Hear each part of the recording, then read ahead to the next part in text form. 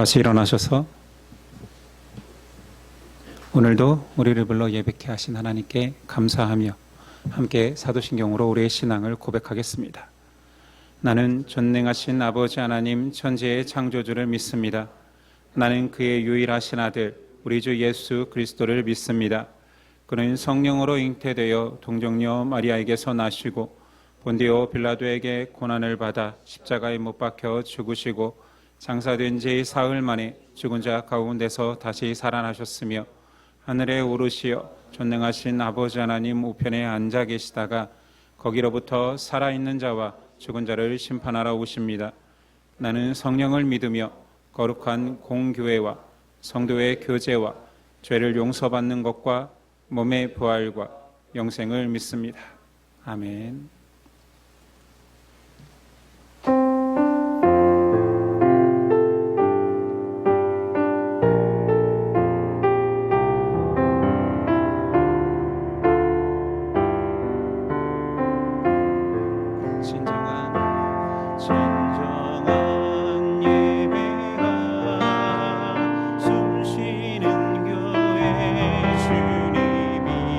주인 되시네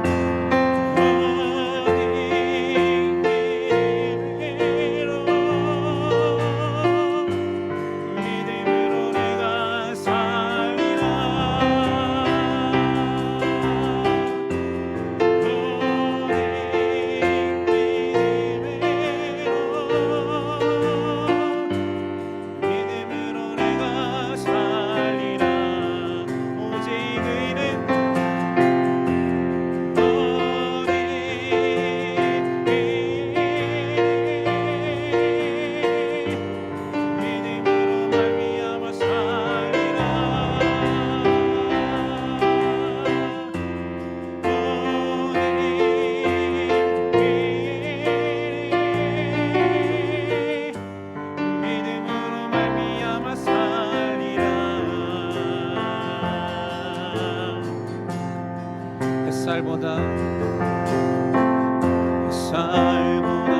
밝게 빛나는 주의 영광 모든 어둠 물리치네 누구도 주 앞에 나가설 수 없네 주의 거룩한 보좌 앞에 오직 주의 보여 주의 긍휼을 의지하며 나가리 왕 되신 주 앞에 나 경배합니다 주님은 찬양받기 합당하시니 큰 존귀와 영광 홀로 받으소서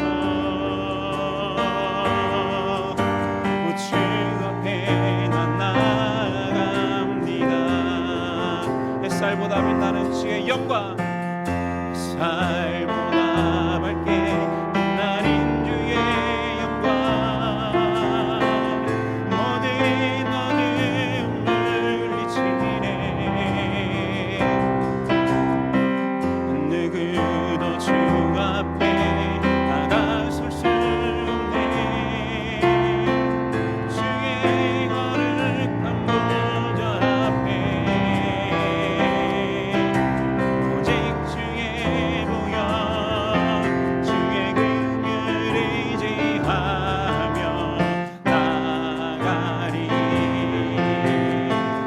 왕 되신 주 앞에 나 경배합니다 주님은 찬양받기 합당하시니 존귀와 영광 홀로 받으소서 주 앞에 난 나아갑니다 왕 되신 주 앞에 나 경배합니다 주님만 찬양받기 합당하시니 큰 존귀와 영광 홀로 받으소서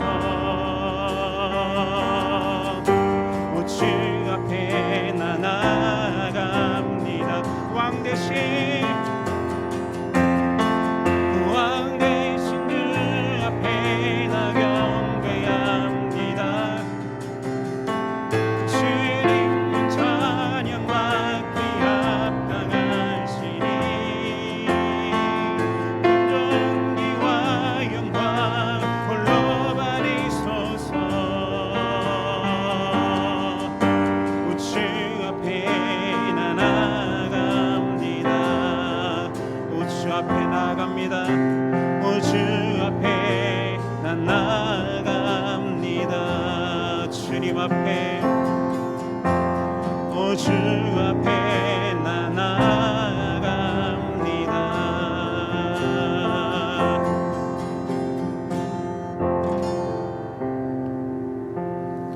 침묵으로 계속 기도하시겠습니다.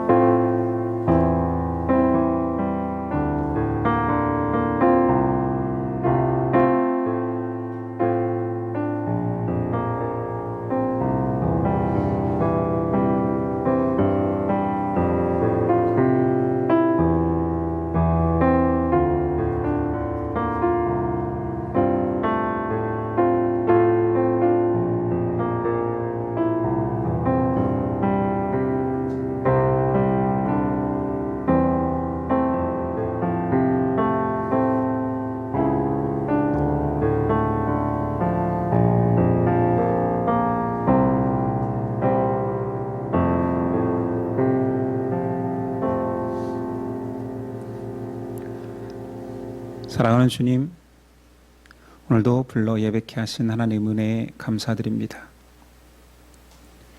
세상이 아무리 세상 가치로 우리를 잡아 흔들지라도 오직 예수, 오직 믿음, 오직 하나님의 백성이라는 자존감으로 살 수 있으면 얼마나 좋겠습니까? 그 믿음을 고백하는, 그 믿음을 선포하는 우리 되게 하옵소서. 입술의 선포가 아닐 것입니다. 삶 속에서 우리의 손과 발의 행동이 오직 믿음, 오직 예수 그리스도를 드러낼 것입니다. 그렇게 자연스럽게 우리의 행위가 예수님의 향기 될 수 있도록 도와주시고 역사하옵소서. 오늘 예배가 그렇게 예수님 은혜에 가득한 자리 되기를 원합니다. 이 자리에 오므로 인하여서 예수님 은혜의 향기가 우리 몸에 스며들게 하시고 그 향기가 한 주간도 계속 드러날 수 있는 우리 되게 하옵소서. 우리 주변에 연약한 자들, 아픈 자들, 우리가 품어야 될 자들이 많습니다. 큰 마음 주시옵소서. 그리스도 닮은 마음으로 우리를 주장하기보다 양보할 수 있게 하여 주시고 사랑을 원하는 자에게 먼저 손 내밀 수 있는 큰 그릇 될 수 있도록 도와주시옵소서.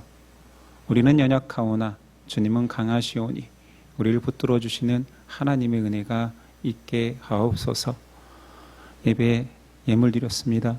이 예물 쓰이는 곳에 우리 공동체가 든든히 서가며 그 사랑이 전파될 수 있도록 도와주옵소서.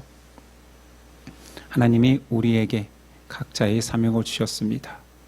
가정에서, 일터에서, 교회에서 그 사명을 잘 감당할 수 있는 우리 되도록 그 사명 속에서 그리스도 닮은 성장이 이루어질 수 있도록 역사하옵소서. 오늘도 말씀을 기대하오며 예수 그리스도의 이름으로 기도드립니다. 아멘. 우리 다 같이 일어나셔서 십계명 낭독이 있겠습니다.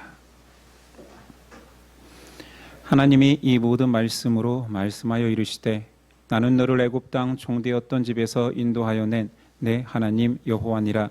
제1은 너는 나 외에는 다른 신들을 내게 두지 말라. 제2는 너를 위하여 새긴 우상을 만들지 말고 또 위로 하늘에 있는 것이나 아래로 땅에 있는 것이나 땅 아래 물속에 있는 것에 어떤 형상도 만들지 말며 그것들에게 절하지 말며 그것들을 섬기지 말라. 제3은 너는 내 하나님 여호와의 이름을 망령되게 부르지 말라. 제4는 안식일을 기억하여 거룩하게 지키라. 제5는 내 부모를 공경하라. 제6은 살인하지 말라. 제7은 간음하지 말라. 제8은 도둑질하지 말라. 제9는 내 이웃에 대하여 거짓 증거하지 말라. 제10은 내 이웃의 집을 탐내지 말라. 예수께서 이르시되 내 마음을 다하고 목숨을 다하고 뜻을 다하여 주 너의 하나님을 사랑하라 하셨으니 이것이 크고 첫째 되는 계명이요 둘째도 그와 같으니 내 이웃을 내 자신같이 사랑하라 하셨으니 이 두 계명이 온 율법과 선지자의 강령이니라. 아멘.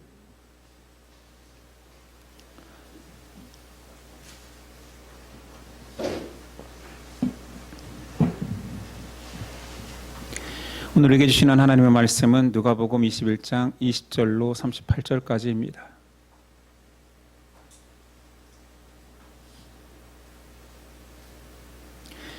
누가복음 21장 20절에서 38절까지 저 여러분들이 한 절씩 교독하겠습니다. 21장 20절입니다. 너희가 예루살렘이 군대들에게 에워싸이는 것을 보거든 그 멸망이 가까운 줄을 알라.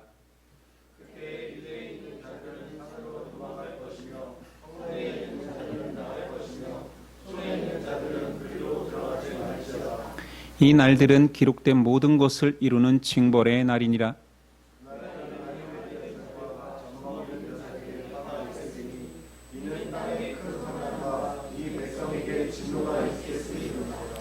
그들이 칼날에 죽임을 당하며 모든 이방에 사로잡혀 가겠고 예루살렘은 이방인의 때가 차기까지 이방인들에게 밟히리라.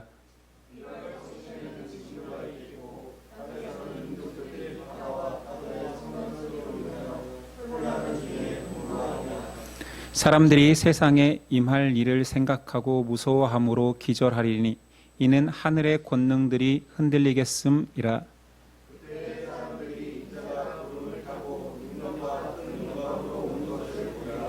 이런 일이 되기를 시작하거든 일어나 머리를 들라. 너희 속량이 가까웠느니라 하시더라.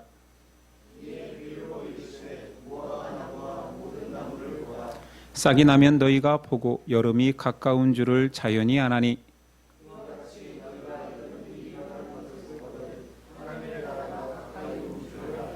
내가 진실로 너희에게 말하노니 이 세대가 지나가기 전에 모든 일이 다 이루어지리라. 너희는 스스로 조심하라. 그렇지 않으면 방탕함과 술 취함과 생활의 염려로 마음이 둔하여지고 뜻밖의 그 날이 덫과 같이 너희에게 임하리라.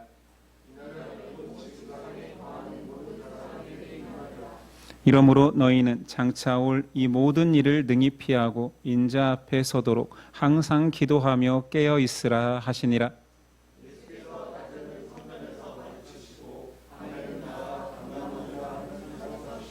함께 읽습니다. 모든 백성이 그 말씀을 들으려고 이른 아침에 성전에 나아가더라. 아멘. 오늘 말씀의 제목은 일어나 머리를 들라. 일어나 머리를 들라라는 제목으로 오늘 나누겠습니다. 우린 지난 시간부터 예루살렘의 멸망 예고를 다루고 있습니다. 오늘은 두 번째 시간으로 오늘 말씀 속에는 예루살렘의 파괴의 과정과 제자들에게 대처하는 방안을 묘사하고 있습니다. 20절. 너희가 예루살렘이 군대들에게 에워싸이는 것을 보거든 그 멸망이 가까운 줄을 알라. 이 일은 예수님 부활 후 40년 후에 실제로 그 예언이 성취되었습니다. 예루살렘은 군대들에게 포위당했고 그때 예수님 예언의 말씀처럼 그때 그런 상황이 되거든 그곳으로 다시 들어가지 말라.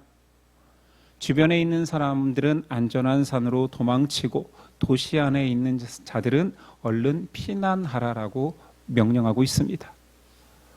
당시의 유대 역사가 요세푸스가 이 참상을 기록하고 있습니다. 유대인들은 로마 군대 티투스 장군에 포위되어서 자그마치 110만 명의 사람들이 전쟁과 기근으로 죽었고 9만 7천 명이 로마의 포로로 잡혀갔습니다. 근데 로마의 군대가 예루살렘을 포위가 임박해지자 기독교인들은 이 말씀을 떠올린 거죠. 그래서 모두 다 사해 부근의 펠라 계곡으로 도망쳐서 목숨을 건졌다는 기록이 있습니다. 이 날은 예수님 형벌의 날이라 말합니다.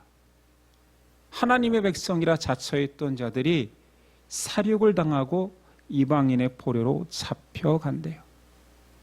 그 이유는 우리는 알고 있지요.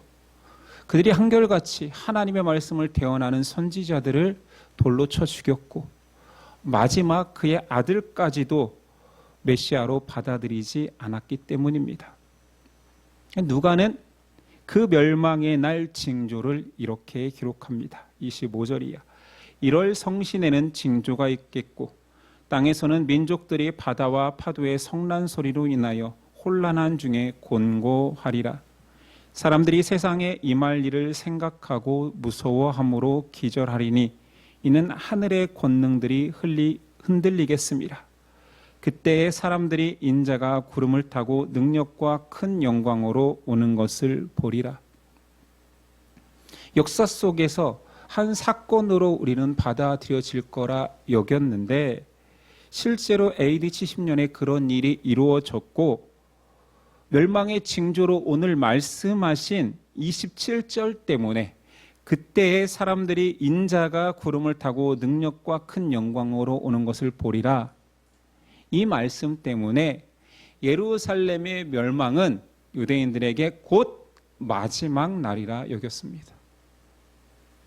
예수님 부활하고 승천하시면서 내가 다시 오는 날 모든 것들이 끝날이라 했는데 이 날이 그 날이라고 이스라엘 사람들은 모두 특별히 살아서 도망친 기독교인들은 그렇게 다 믿었다라는 거죠. 근데 예수님이 다시 오시지 않았습니다. 우리는 계속 이 이야기를 다루면서 그 당시의 사람들은 이 사건을 중복적으로 예루살렘 멸망은 고로 예수님의 재림이다, 세상의 끝이다 여겼지만 우리는 이걸 예언의 이중성, 두 번 있을 일이지만 예루살렘의 멸망은 곧 이 세상의 멸망의 예표가 된다 했습니다. 이거를 예언의 이중성이라고 했잖아요. 이 예언은 역사 속에서 실제로 AD 70년에 이루어졌고 또한 이 앞 사건이 예언이 성취된 것처럼 장차 예수님이 다시 오시는 날, 심판의 날, 그렇게 징계의 날, 멸망의 날이 있을 것입니다. 그러면 징조로 마지막이 가까워 올수록, 이것은 예루살렘 심판이 아니잖아요. 이제 진짜 이 세상의 마지막이 가까워 올수록 천체의 이상현상과 땅과 바다의 천재지변으로 인하여서 사람들이 공포에 떤대요. 이때 예수님은 성도들에게, 그의 백성들에게 너희는 이런 마음가짐을 가져라 하며 말씀하십니다. 28절, 이런 일이 되기를 시작하거든 일어나 머리를 들라 너희 속량이 가까웠느니라 하시더라. 환난의 때가 가까울수록 사람들은 고개를 숙인대요. 땅을 바라봅니다. 수많은 사람들이 이 땅에 발을 딛고 살지만 패배감 속에서 고개를 숙이게 된다 합니다. 이건 좀 비유적으로 말씀하신 거겠지요. 많은 하나님을 믿지 않는 백성들은 땅만 바라본다라는 거예요. 아니, 전쟁과 기근과 천재지변이 넘칠수록 땅에서 살 길을 찾는 거예요. 그래서 심지어 지구 속에서 살 길을 찾지 못해 인류는 화성으로까지 피난처를 만들려 합니다. 자, 이때가 가까워질수록 예수님은 너희는 일어나서 머리를 들라. 뭐 하라는 겁니까? 모든 사람이 공포에 떨 때 여러분들이 그 중간에 가서 머리를 들고 뭐라고 하실 거예요?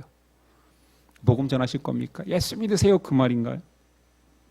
앞의 내용과 은유적으로 맞춰야 되겠지요. 세상 사람들은 땅에서 소망을, 땅이 멸망해 가는데도 불구하고 땅에서 계속 살 길을 찾을 것이다. 그러나 너희는 눈을 들어 하늘을 봐라. 하늘의 소망을 찾아라. 고개를 들어 하나님을 더욱 바라보라는 표현입니다. 이 이야기를 들은 사람들에게 이 징조는 와닿지 않습니다. 진짜 궁금한 것은 이런 징조가 아니라 정확한 날과 때를 알려주세요. 이게 궁금했겠지요. 오늘 말씀엔 등장하지 않지만 예수님 날과 때는 나도 모른다. 내 아버지만 아신다 말했습니다. 그래서 정확한 시간을 알려주지 않고 예수님은 이 징조가 어려운 게 아니야. 다 아는 쉬운 걸로 느껴질 거야. 그러시면서 무화과 나무 비유를 말씀하시지요. 29절이야. 이에 비유로 이르시되 무화과 나무와 모든 나무를 보라. 싹이 나면 너희가 여름이 가까운 줄을 자연히 아나니. 지금과 같은 시기인 것 같아요. 모든 나무들이 싹이 나기 시작하면, 새순이 돋으면 여름이 온다라는 걸 너희가 알잖아. 주석가들은 왜 그냥 모든 나무라고 하지 않고 왜 무화과 나무와 모든 나무를 구분했을까요? 이스라엘만 그 징조를 아는 것이 아니다. 유대인만 아는 것이 아니다. 유대인의 상징수인 무화과 나무, 그 나무만 아는 것이 아니라 모든 나무들이, 세상에 살고 있는 모든 사람들이 너무나 당연하게 쉽게 이 징조를 알 것이다. 천기를 분별하듯 봄이 지나면 여름이 오는구나, 싹이 돋으면 곧 여름이 오겠구나를 알듯 온 세상 사람들이 그 마지막 때의 징조를 알게 될 것이다. 그러시면서 33절, 천지는 없어지겠으나 내 말은 없어지지 아니하리라. 이 예언은 반드시 성취될 것임을 강조하는 거죠. 내가 지금 하는 말 전부 다, 세상이 없어지는 게 쉽지 내가 이 선포한 말은 결코 없어지지 않아. 이루어진다 말씀하시지요. 인생은 모두 다 마지막을 맞이하게 되어 있습니다. 모든 사람이 죽음이 끝이라 말합니다. 그런데 그것은 끝이 아니지요. 예수님이 다시 오시는 그날 모든 사람인 죽어서 끝나는 것이 아니라 예수님이 오시는 그날 진정한 결론을 대합니다. 그리고 그 결론이 끝이 아니고 진정한 시작입니다. 우린 그것을 알기에 그 날을 예비하는 거지요. 하나님이 선택한 백성은 생명의 부활로 영원한 삶이 시작될 것이요. 창조주를 거부한 유기된 백성은 심판의 부활로 영원히 고난당할 것입니다. 그러니까 그 날이 사람의 진정한 시작이 되겠지요.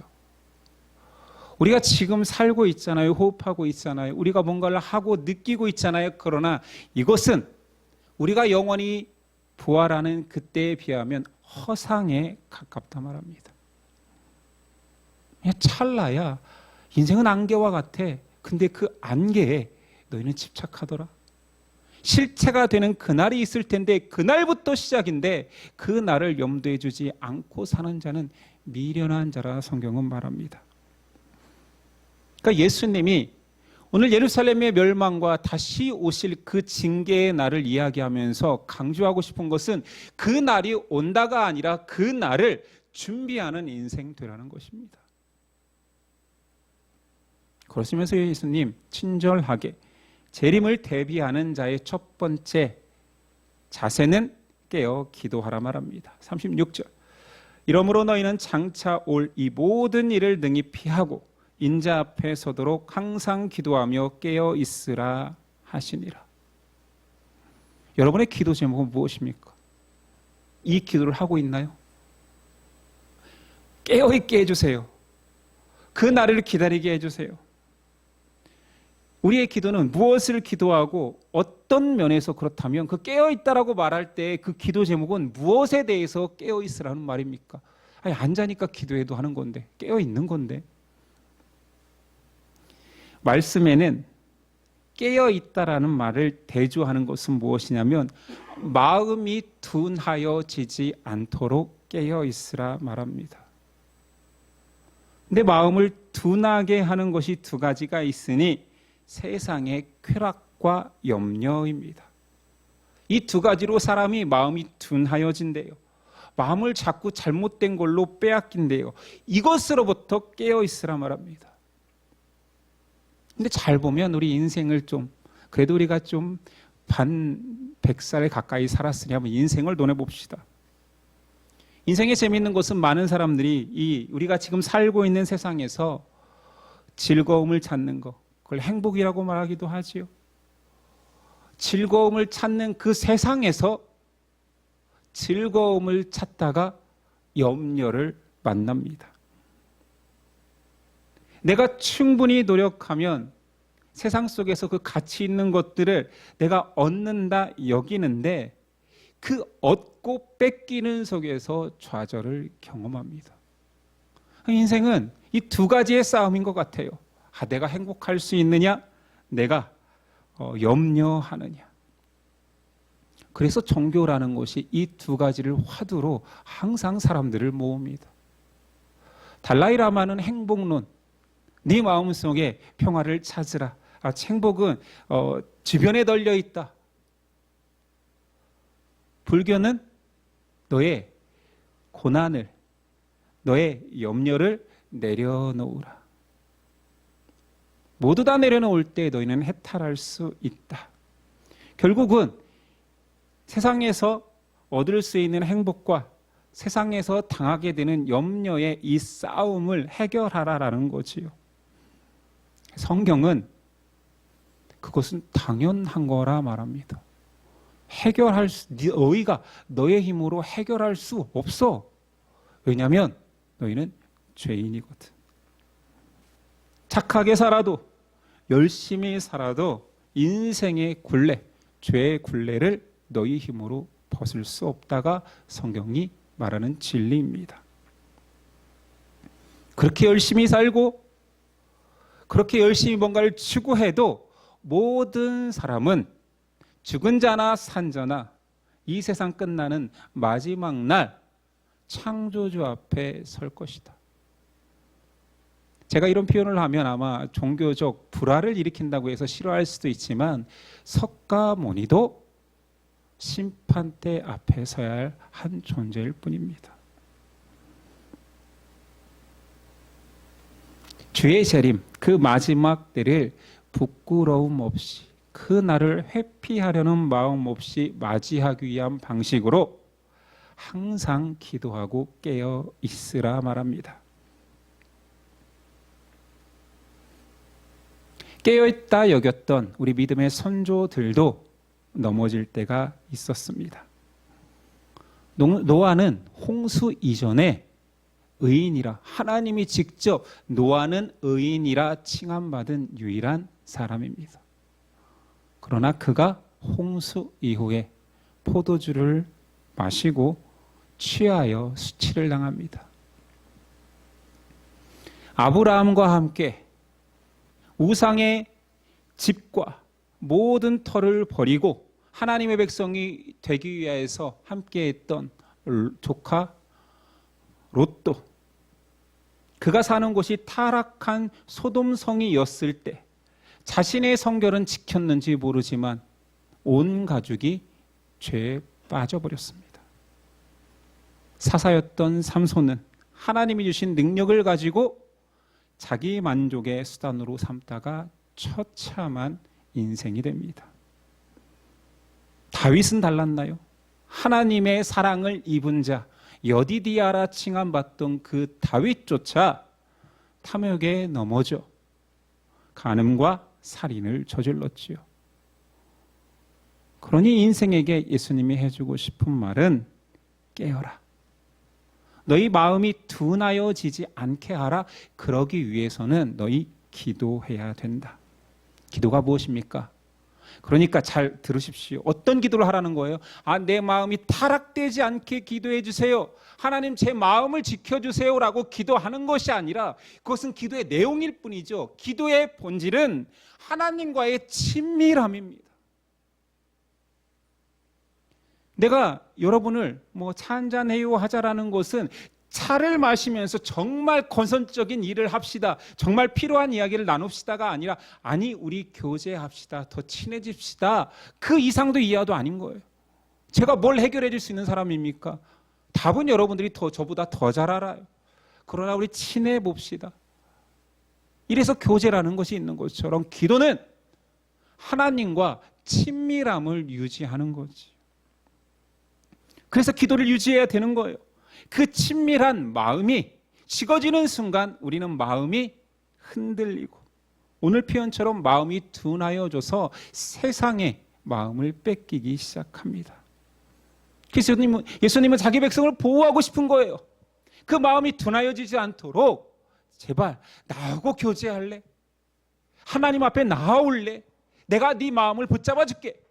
기도의 자리에 앉기만 해봐. 내가 너에게 보이지 않는 보호막을 씌워줄게. 이런 겁니다. 예수님 마지막 때가 가까울수록 자기 백성을 대비시키기 위한 두 번째로서 이번에는 무엇을 해라가 아니라 예수님이 한 말씀을 보여줍니다. 자신을 보라는 거지요. 37절 8절. 예수께서 낮에는 성전에서 가르치시고 밤에는 나가 감람원이라 하는 산에서 쉬시니 모든 백성이 그 말씀을 들으려고 이른 아침에 성전에 나아가더라.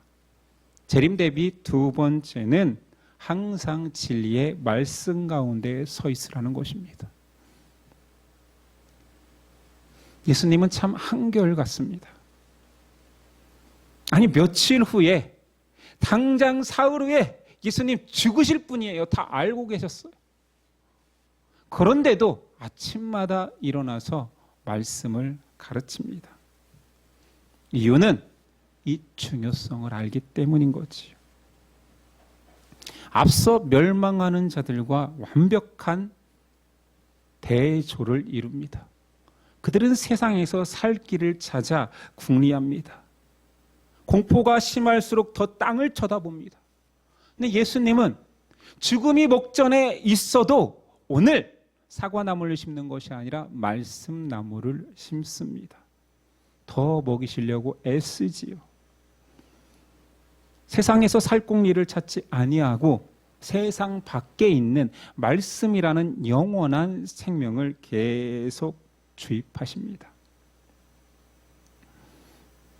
영원한 것은 말씀밖에 없음을 아시기에, 그래서 앞서 33절에 천지는 없어진다. 그러나 내 말은 없어지지 아니할 것이라. 세상에 영원한 것은 없습니다. 오늘 내가 힘써 얻어낸 나의 명예와 부도 내일은 안개처럼 신기루처럼 사라질 것입니다. 그러나 세상에 유일하게 영원한 것이 단 하나가 있으니 하나님의 말씀입니다. 말씀은 지금 살아있거든요. 역사하거든요. 사라지지도 않습니다. 그것을 아시는 예수님이기에 죽음의 목전에 다다랐어도 이른 아침부터 성전에서 말씀을 가르치고, 그래서 사람들이 이른 아침부터 성전으로 모여듭니다. 이게 신앙 생활이에요. 유한한 인생이 영원한 것을 섭취하는 것, 이게 인생의 사명입니다. 아니, 나를 만드신 그분을 기억하고 그분을 알아가고 그분에 대해서 배워가고 그분이 나에게 원하는 것이 무엇인지를 알아가는 것이 우리에게 허락된 인생, 나에게 허락된 시간의 목적입니다. 믿지 않는 자들이 여러분의 주변에 있다면 그들이 네가 살아가는 이유가 무엇냐고 묻는다라면 나는 하나님을 알아가는 것이 내 목적이라 말할 수 있어야 됩니다. 그런데 왜 이렇게 직장 생활은 열심히 해? 본을 보이려고, 착해 보이려고? 아닙니다. 직장 속에서 그 말씀이 깨달아지거든요. 너는 왜 이렇게 열심히 애를 키우고 왜 이렇게 열심히 부모로서 살려고 그래? 그런 열심 속에서 거기서 깨달음이 있는 것이 아니라 그 속에서 말씀이 깨달아지거든요. 나를 좋아하는 사람을 만나든 나를 싫어하는 사람을 만나든 우리는 만남 속에서 그 만남의 풍성함은 그 속에서 내가 듣고 읽고 묵상한 말씀이 깨달아지거든요. 이것이 인생의 목적 사명입니다. 모든 가치 있는 것들은 그만큼의 보상을 지불하게 되어 있습니다. 예를 들어 세상 지식과 정보는 그 가치에 대한 보상을 돈이나 또는 지위로 받지요. 가치 없는 것에 누군가가 또 다른 가치를, 가지고 있는 가치를 주지는 않습니다. 돈을 주지 않는다는 말입니다. 더 귀한 정보에 대해서 더 큰 보상이 주어지듯, 그래서 우리는 더 큰 귀한 가치와 정보를 가진 자를 우리는 좋은 직업 가진 자라 말합니다.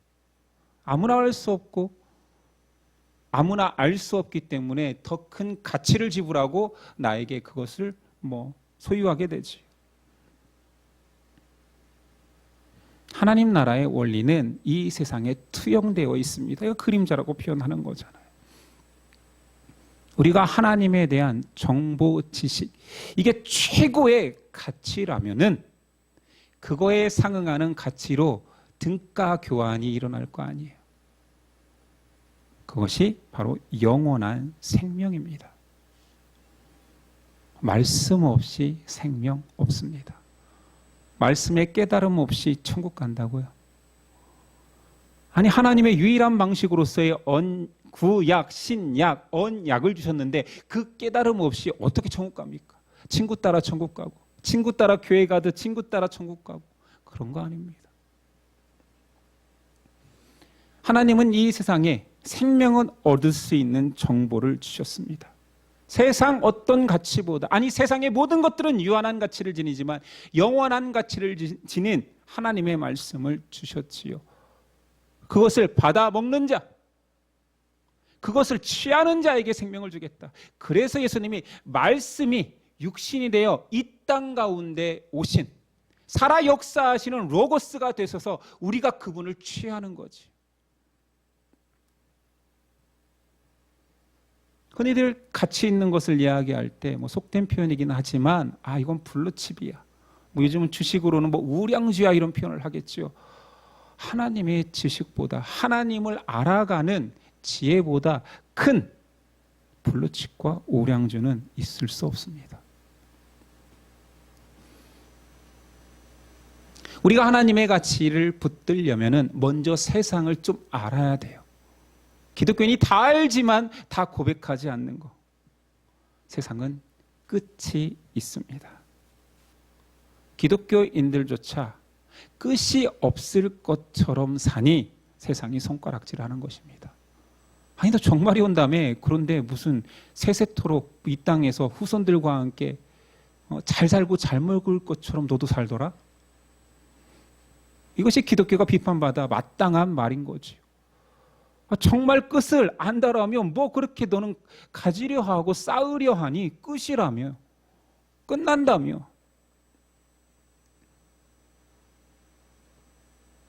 모든 인생은 예루살렘 멸망처럼 멸망할 것입니다.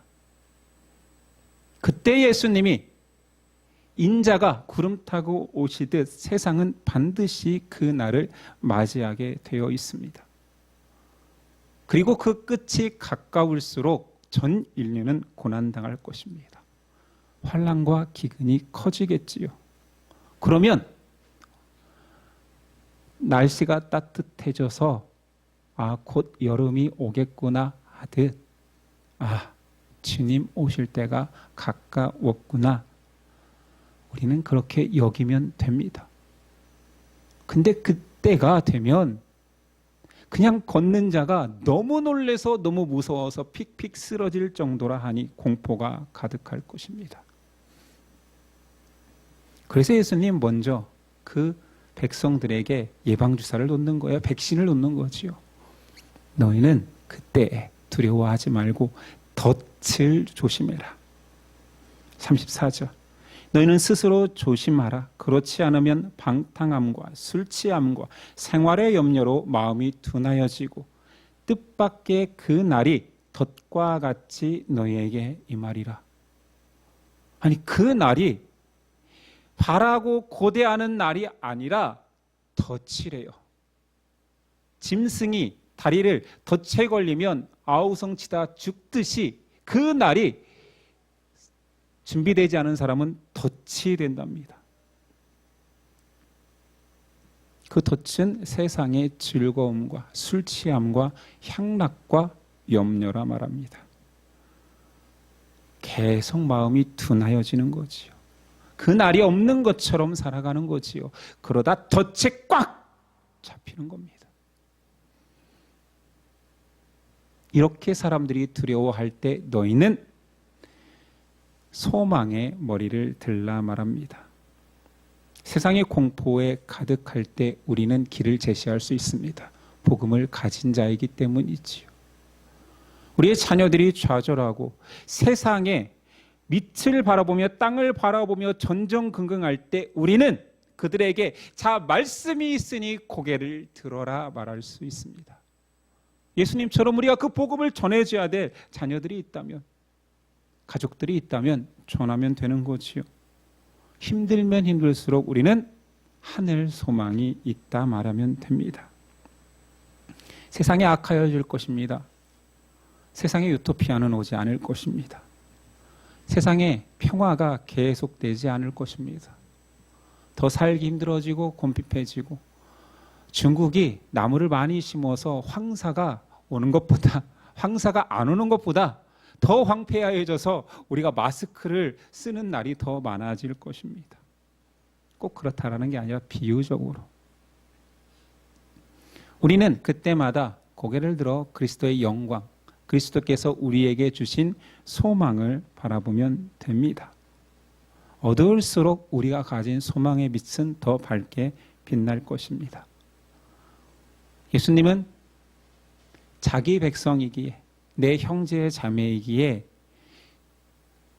중심에서 우러나는 사랑으로 권면하신 것입니다. 너희 마음 뺏기지 않게 하나님과 친밀하도록 기도해라. 너희 말씀 안에 살지 않는 순간 세상의 가치가 너희를 흔들어 다시는 말씀을 사모하는 사람이 되지 않게 할 수도 있다. 기도와 말씀이 우리의 소망입니다. 이게 참 너무 당연한 말이잖아요. 그래서 우리는 제자들을 추구할 때 이 말씀 기도의 삶을 베이직 라이프라고 말했었잖아요. 여러분 베이직 하고 있습니까? 베이직을 유지해야 소망이 꺾이지 않습니다. 예수님을 잃어버리지 않습니다. 마지막 날이 가까울수록 사람들이 공포에 떨고 기독교인이라 말하면서도 여전히 마음이 둔화해져서 세상 가치 편승하는 사람이 늘어갈 때에 우리도 그런 자 되지 않도록 다시 기본으로 내려와 기도와 말씀이 나의 소망을 붙드는구나. 마지막 날까지 내가 일어서서 하늘을 볼 수 있는 힘이 이 베이직이 될 것이라는 것을 잊지 않는 저 여러분 됐으면 좋겠습니다. 기도하겠습니다. 예수님, 우리를 사랑하셔서 마지막 날을 대비하라 말씀하십니다. 깨어 기도하라 말씀하십니다. 내가 죽기 직전까지 하나님의 말씀을 전하였던 것처럼 너희도 당장 내일 종말이 오더라도 오늘 말씀을 붙들으라 말씀하십니다. 가장 쉬운 것이 가장 어렵습니다. 가장 기본적인 것이 가장 높은 뜻인 것 같습니다. 예수님의 한결같음을 배워 우리도 신앙생활하며 이 핑계 저 핑계 세상 가치에 흔들려 세상의 기준으로 바라보지 않게 하여 주시고 오늘날을 살리는 예수님의 말씀처럼 하나님을 바라보며 하나님과 교제하며 하나님의 말씀을 묵상하며 그날을 대비하는 우리에게 하옵소서.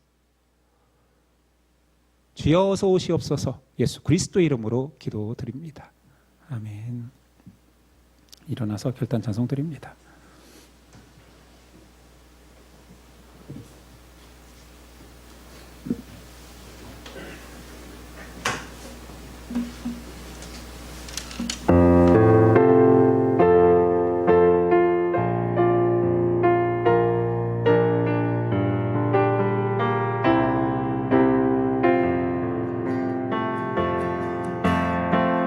세상은 밀리고 사랑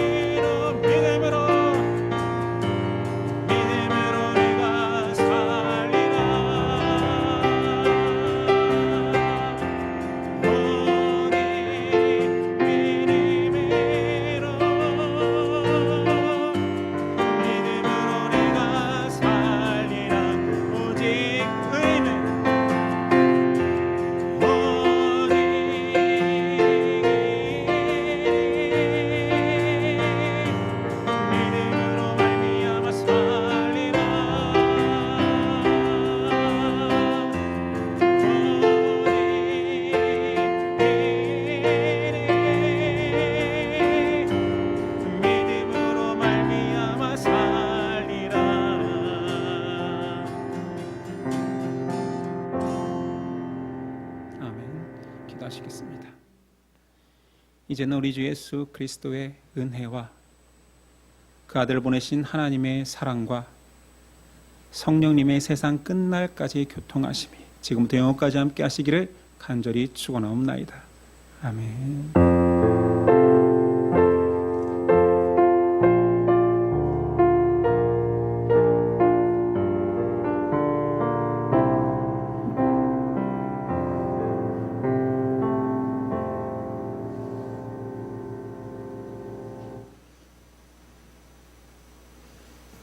우리 옆 사람과 이렇게 인사했으면 좋겠습니다.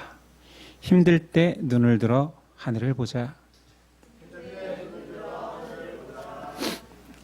청춘 드라마 제목 같습니다. 오늘 오후는 둘째 주 소그룹으로 모이겠습니다. 예배를 마치겠습니다. 한 주간도 승리하십시오.